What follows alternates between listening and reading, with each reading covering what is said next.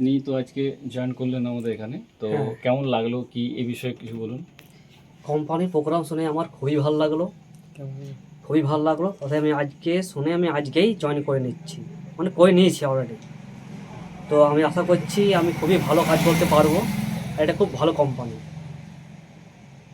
আপনার বিষয়ে কিছু বলুন। আর আমার বিষয় যে আমি হচ্ছে বিধানচন্দ্র মাঝি, আমি একটা ব্লাইন্ড, তবু দোকান আমি করছি, তবু এই কোম্পানিতে কাজও আমি আজ থেকে শুরু করলাম।